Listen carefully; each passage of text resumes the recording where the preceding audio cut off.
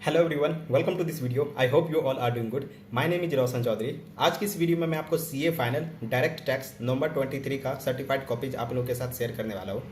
सबसे पहले मैं आपको बता दूं कि मुझे डायरेक्ट टैक्स में 51 मार्क्स आए थे नवंबर 23 में।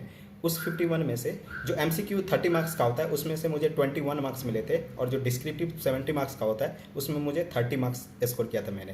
मैं आपको वीडियो के बीच में ही बता दूंगा कि कैसे आपको प्रेजेंट करना है, कैसे आपको सारी चीज़ें ध्यान रखना है। सो मैं आपका ज़्यादा टाइम वेस्ट नहीं करूंगा, ऑलरेडी एग्जाम नज़दीक आ चुका है। So let's start this video. तो ये रहा आपके स्क्रीन पर मेरा certified copies direct tax November 23। ये इधर एमसीक्यू का आपको आंसर शीट मिल जाएगा, बट इसका मार्क्स अलग से आता है।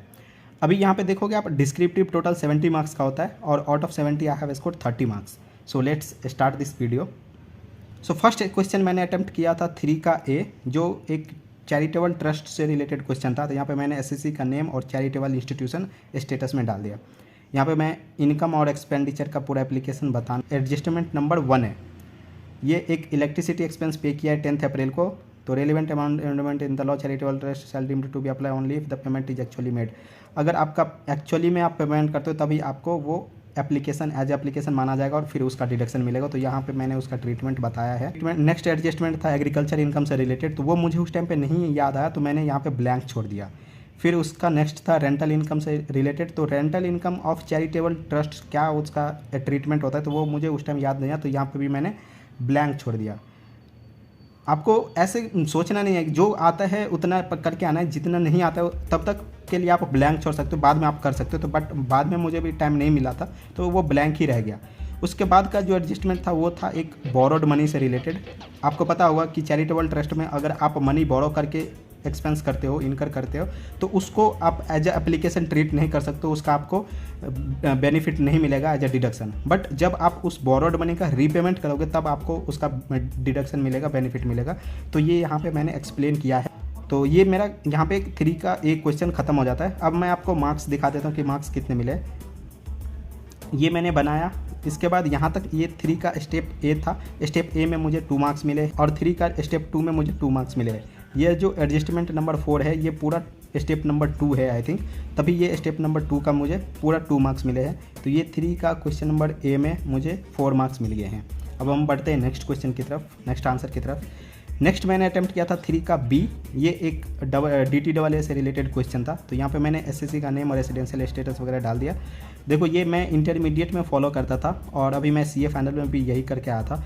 इसमें 2 चीज़ बहुत ज़्यादा इंपॉर्टेंट है, एक रेसिडेंशियल स्टेटस और एक एज, क्योंकि इसके बेसिस पे सारा डिडक्शन और जो बाकी एग्जाम्शन वगैरह होते हैं वो डिसाइड होता है। तो ये एक ज़रूर मेंशन करना आप आंसर बनाने से पहले। ये यहाँ पे मैंने पूरा अपना एक्सप्लेनेशन दिया है, कैलकुलेशन दिखाया है, एग्रीकल्चर इनकम का एडजस्टमेंट बताया है। DTAA में अगर आपको याद होगा तो जो हमारे इनकम टैक्स एक्ट में सेक्शन 10(1) में एग्रीकल्चर इनकम का बेनिफिट मिलता है, एग्जम्प्ट होता है एग्रीकल्चर इनकम 10(1) में, वो तब होता है जब आपका एग्रीकल्चर लैंड, जो आपका एग्रीकल्चर लैंड है वो इंडिया में होना चाहिए। अगर वो आउट ऑफ इंडिया है, अगर इंडिया में है तभी वो आपका बेनिफिट मिलेगा, अगर इंडिया में नहीं है तो आपको बेनिफिट नहीं मिलेगा, ठीक है। तो इसीलिए DTAA के क्वेश्चन में आप देखोगे तो ये एग्रीकल्चर इनकम भी टैक्सेबल हो जाता है। तो यहाँ पे मैंने वही ट्रीटमेंट बताया है। उसके बाद ये यहाँ पे ATTB का आप देखोगे तो ये सीनियर सिटीजन को एक्स्ट्रा 50,000 का बेनिफिट मिलता है इंटरेस्ट का। तो ये यहाँ पे इसीलिए मैं आप पीछे देखा था आपने, यहाँ पे एज मैंने इसलिए लिखा है कि ये सीनियर सिटीजन है, तो मुझे TTB का बेनिफिट देना है उसको अप टू 50,000। तो ये ज़रूरी हो जाता है एज लिखना। तो यहाँ पे मैंने पूरा डिडक्शन बताया चैप्टर 6A में, और इसके साथ साथ मैंने स्लैब रेट से कैलकुलेट करके दिखाया। देखो यहाँ पे पूरा फुल डिटेल में मैंने कैलकुलेशन किया है। तो ये पूरा डिटेल कैलकुलेशन करने के बाद भी मेरा कहीं पे भी गलत नहीं हुआ है, पूरा सही आया है। यहाँ से आप पूरा देखोगे तो पूरा सही है, अभी तक कहीं पे भी कट का निशान नहीं है, सब पूरा क्लियर चल रहा है। तो ये स्टेप नंबर 1 था 3 का बी का, तो इसमें मुझे 2 मार्क्स मिले हैं। उसके बाद ये यहाँ पे कुछ गलती कर दिया मैंने क्रेडिट देने में DTAA का, तो इसलिए मुझे यहाँ पे कट का निशान दिखा है। और वर्किंग नोट देखोगे तो वर्किंग नोट के मुझे 1 नंबर मिले हैं। तो ये पूरा वर्किंग नोट है, ये वर्किंग नोट है related to the average tax rate, जो अदर कंट्री में हम टैक्स पे करते हैं उसका एवरेज रेट हमें कैलकुलेट करना होता है। तो ये सिर्फ इस वर्किंग के मुझे 1 नंबर मिले हैं 3 का बी स्टेप नंबर 2 में। क्या आगे मैं कुछ बनाया नहीं, तो ये 3 का बी में मुझे टोटल 3 मार्क्स मिल गए हैं। तो 3 का क्वेश्चन नंबर ए में मुझे मिला था 4 नंबर और 3 का क्वेश्चन नंबर बी में मुझे मिला 3 नंबर। तो क्वेश्चन नंबर 3 में मुझे मिला टोटल 7 नंबर। ठीक है, अब बढ़ते हैं हम नेक्स्ट क्वेश्चन की तरफ। उसके बाद मैंने 4 का ए अटेम्प्ट किया था जो कि TDS और TCS से रिलेटेड है। यहाँ पे आप एक चीज़ गौर से देखोगे तो यहाँ पे मैंने पूरा सेक्शन मेंशन किया। Section number 206C1G says that TCS will be deducted at 0.5%, at the rate 0.5% will be deducted remittance if in made outside India, money borrowed from for education loan above 7 lakh rupees. अगर आप 7 लाख रुपये से ज़्यादा अगर पैसा बाहर भेजते हो तो 0.75% आपका TCS कलेक्ट करना होगा। ठीक है, 7 लाख से ज़्यादा वाले अमाउंट पे। तो यहाँ पे 8,75,000 भेजा है, तो यहाँ पे मैंने उसका ट्रीटमेंट बताया कि 0.75% से आपका 1,75,000 जो 7 लाख से ऊपर वाला अमाउंट है उस पर आपका TCS कटेगा। तो ये मेरा सही है। उसके बाद सेकंड एडजस्टमेंट था कि 4,75,000 आउट ऑफ पॉकेट एक्सपेंस के लिए भेजा है, तो उसका क्या ट्रीटमेंट होगा। तो मैं थोड़ा सा कंफ्यूज हुआ था। तो यहाँ पे जो आपको कट करना है ना, तो एक लाइन में कट करना है। जब भी आप कट करोगे तो देखो यहाँ पे मैंने एक लाइन में कट किया, ज़्यादा इसे ऐसा करके नहीं कट किया है। तो आपको सिर्फ एक लाइन में कट करना है अगर आपका है तो। उसके बाद मैंने यहाँ पे भी 0.5% के हिसाब से बताया। नेक्स्ट पेज में आपको दिखाता हूँ। यहाँ पे मैंने बताया है कि 7 लाख का जो लिमिट था वो ऑलरेडी एग्जॉस्ट हो गया जब आपने 8,75,000 अमाउंट भेजा था। अब जो ये एक्स्ट्रा 4,75,000 है इस पर 5% के हिसाब से TCS कटेगा। तो एक तो ये हो गया।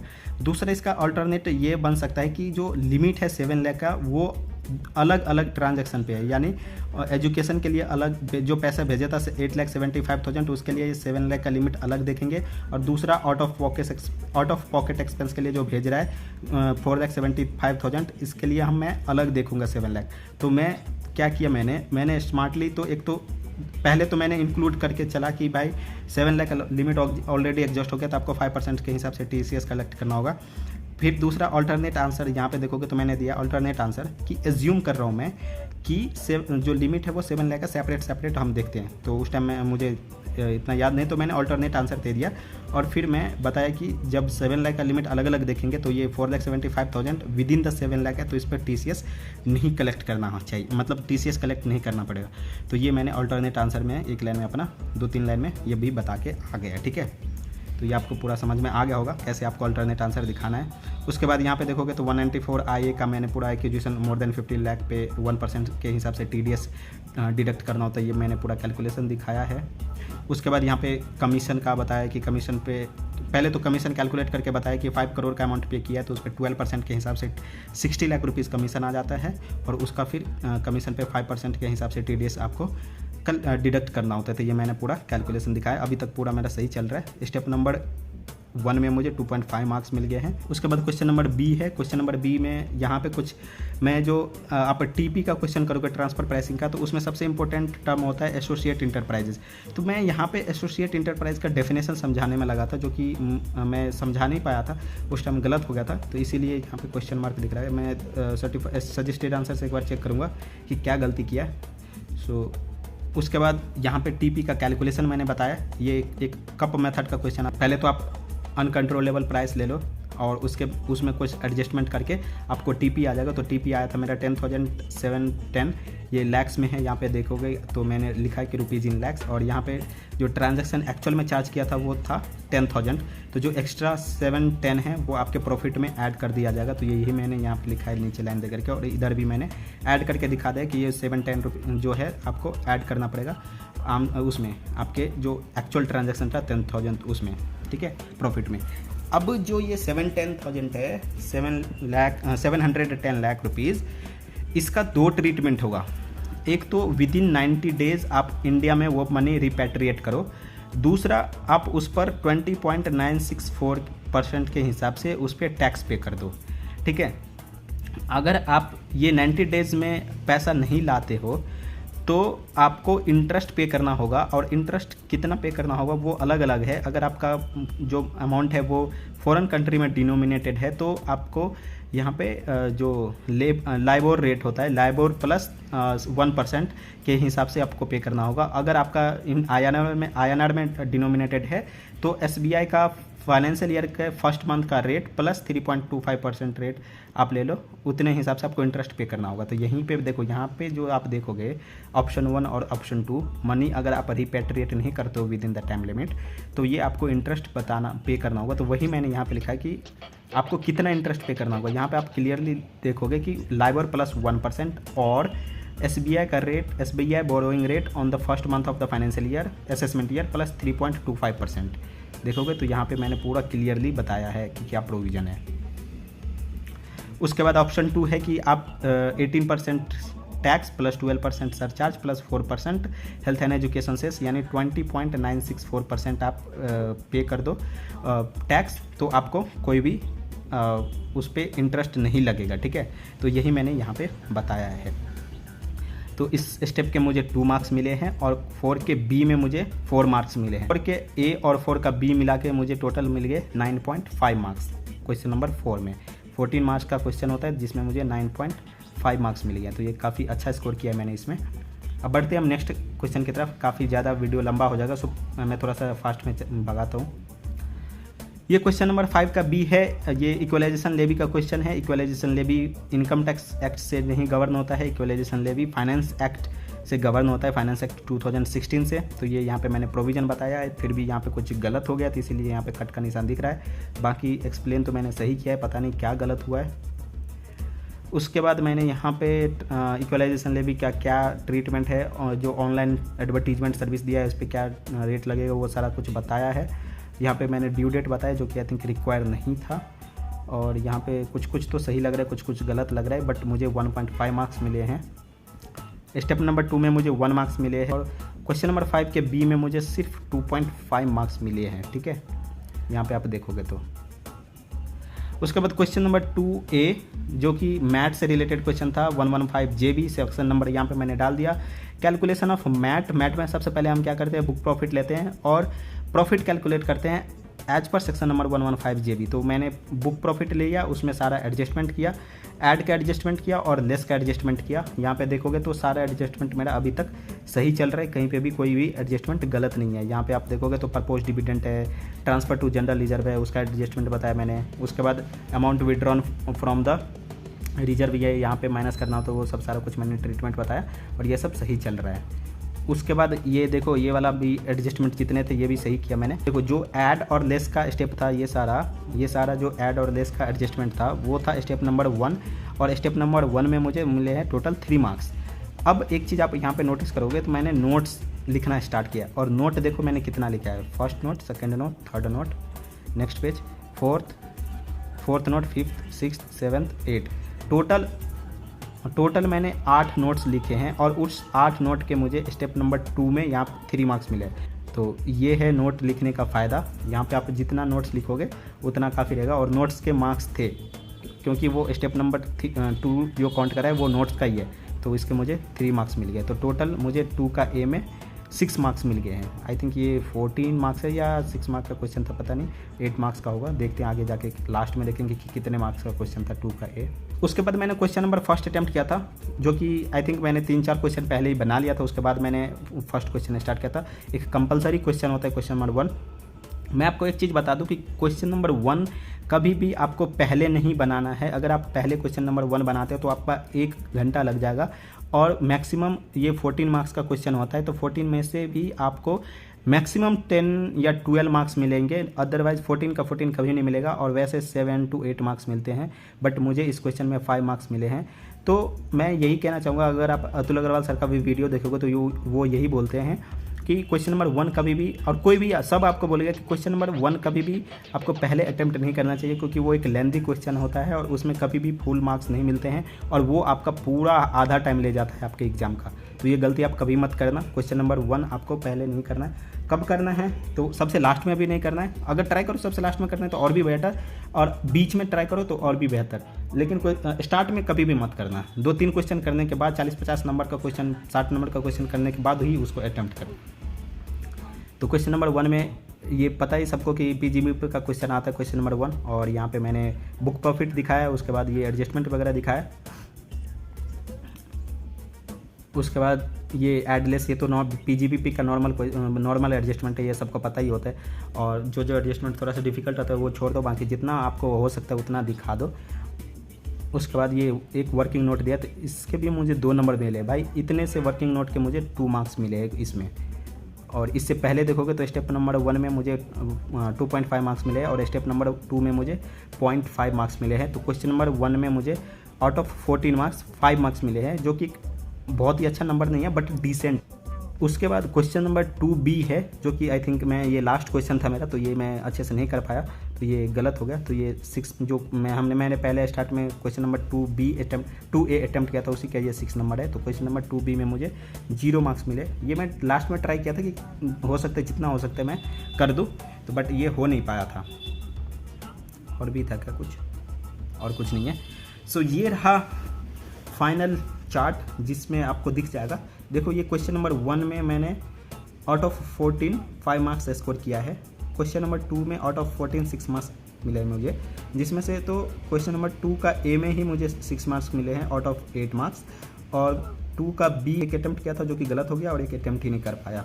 उसके बाद क्वेश्चन नंबर 3 में मुझे 14 में से 7 मार्क्स मिले हैं, और क्वेश्चन नंबर 4 में 14 में से 9.5 मार्क्स मिले हैं। क्वेश्चन नंबर 5 में 14 में से 2.5 मार्क्स ही मिले हैं। ये इसमें से मैं आई थिंक क्वेश्चन नंबर 5 का ए अटैम्प्ट नहीं कर पाया और 5 का सिर्फ बी अटैम्प्ट कर पाया था, जिसमें से 2.5 मार्क्स मुझे मिले हैं आउट ऑफ 6। चलो अब मैं आपको कुछ चीज़ें बता देता हूँ कि आपको कैसे प्रेजेंट करके आना है और क्या क्या चीज़ें आपको ध्यान में रखना है। सबसे पहला है वर्किंग नोट। आपको वर्किंग नोट बना करके ही आना है, चाहे 1 लाइन में लिखना है, 2 लाइन में लिखना है, जो आपने आंसर शीट में लिखा है उसका थोड़ा सा भी एक वर्किंग नोट नंबर डाल के जरूर आना है। ये बहुत ही इम्पैक्ट करता है और इसके भी नंबर होते हैं।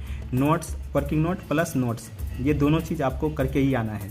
सेकेंड थिंग है आपका अल्टरनेट आंसर। जहाँ पे भी आपको थोड़ा सा भी डॉट लगता है और लगता है कि हाँ यहाँ पे अल्टरनेट आंसर बन सकता है इसका, तो वो आप अल्टरनेट आंसर दे करके आ सकते हो। अभी आपने देखा होगा कि मैंने एक जगह अल्टरनेट आंसर दिया था, यहाँ पे देखोगे आप, तो मैं अल्टरनेट आंसर दे करके आया था कि जो 7 लाख का लिमिट होता है वो इंडिविजुअल ट्रांजेक्शन के लिए होता है या एग्रीगेट होता है, तो मुझे नहीं पता, तो मैंने अल्टरनेट आंसर दे करके सेफर साइड में, अपना सेफर साइड में चलो कि आपको मार्क्स ना कटे। ठीक। तीसरी बात है कि आपको क्वेश्चन नंबर 1 का, जैसे मैंने आपको बताया कि पहले कभी भी क्वेश्चन नंबर 1 अटेम्प्ट नहीं करना। कितना भी ईजी आ जाए, आपको लगे कि कितना भी कॉन्फिडेंस आपका है, फिर भी नहीं करना, बिकॉज उसमें आपको देखने में लगेगा ईजी, लेकिन क्वेश्चन नंबर 1 कभी भी इजी नहीं होता है। उसमें 1-2 एडजस्टमेंट ऐसे होंगे जिससे आपका पूरा टोटल इनकम गलत आएगा या कुछ ना कुछ गलत आएगा, जिससे आपको टोटल 14 में से 14 मार्क्स नहीं मिलेंगे।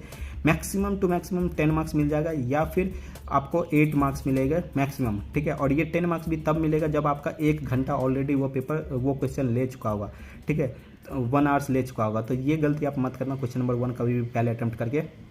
दूसरा, आप ट्राई करना कि मिड में उसको अटेम्प्ट करो। ठीक है, अब बीच में अटेम्प्ट करो जब आपका 50-60 मार्क्स का क्वेश्चन बन जाता है। लास्ट में भी अटेम्प्ट करने से मैं मना करूंगा, क्योंकि लास्ट में क्या होता है कि आप जल्दीबाजी में होता है और उतना अच्छे से कर नहीं पाते हो। और क्वेश्चन नंबर 1 क्या होता है कि 14 मार्क्स का क्वेश्चन होता है, प्लस ये कंपलसरी होता है। कंपलसरी होने की वजह से ना ये दिक्कत हो जाता है कि अगर आप अटेम्प्ट नहीं करोगे तो आपको 0 मार्क्स मिल जाए। थर्ड हो गया। अब फोर्थ में आपको बताता हूँ कि MCQ कब अटेम्प्ट करना है। सबसे पहले जो लोग फर्स्ट टाइम एग्जाम देने जा रहे हैं उसको एक मिथ में क्लियर कर दूँ कि जब आपका टाइम होता है 1:45, जिस टाइम पे आपको क्वेश्चन मिल जाता है, जो क्वेश्चन आपको मिलता है वो डिस्क्रिप्टिव क्वेश्चन मिलता है, आपको MCQ का बुकलेट नहीं मिलता है उस टाइम। तो ये मत सोचना कि जो 15 मिनट मुझे क्वेश्चन पढ़ने के मिलते हैं उस 15 मिनट में मैं MCQ कर लूँगा। ये मिथ मत पाल के रखना। जो फर्स्ट टाइम एग्जाम देने जाते हैं तो उसको यही लगता है कि MCQ पहले मिल जाएगा तो मैं पहले 15 मिनट में MCQ करूँगा। ऐसा नहीं होता है, आपको सिर्फ डिस्क्रिप्टिव क्वेश्चन ही मिलेगा वो 15 मिनट में। आपको MCQ कब मिलता है? MCQ मिलता है जब आपका 2 बजे नेट 2 बजे एग्जाम स्टार्ट हो जाता है 2 PM पे, तब आपको जाके MCQ मिलता है। ठीक है, तो एक चीज़ तो ये हो गया। दूसरा, MCQ करने के लिए आप पहले से प्रिपेयर होकर जाना कि पहले आपको MCQ करना है या पहले आपको डिस्क्रिप्टिव करना है। काफ़ी लोग प्रेफर करते हैं कि पहले MCQ कर दो, सो दैट आपके सारे कॉन्सेप्ट उसमें अप्लाई हो जाएंगे और वही MCQ का कुछ कॉन्सेप्ट आपके डिस्क्रिप्टिव पार्ट में भी अप्लाई हो जाता है। तो ये एक प्रैक्टिस होता है, काफ़ी स्टूडेंट फॉलो करते हैं। बाकी आपके ऊपर है कि आप कैसे अटेम्प्ट करते हो। आई थिंक मैंने सब कुछ आपको क्लियरली बता दिया। अगर फिर भी आपके कोई डॉट्स रह जाते हैं तो प्लीज़ मुझे कमेंट्स करके कमेंट बॉक्स में पूछ लेना। लोग इस चैनल पर नए हैं प्लीज़ चैनल को सब्सक्राइब करो। Thank you so much for watching this video and I will see you in the next video. Till then, bye bye, tata, take care, love you all, bye. I think of you when I'm intoxicated.